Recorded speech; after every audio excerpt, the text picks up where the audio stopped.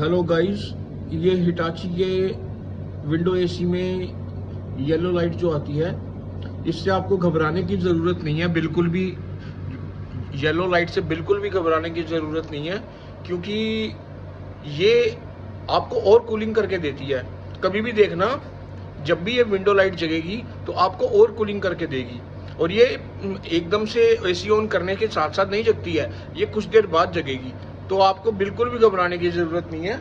ये window AC में जो येलो लाइट है, इससे आपको बिल्कुल भी घबराने की ज़रूरत नहीं है। ये अपने आप बंद हो जाएगी, ज़्यादा कूलिंग देगी।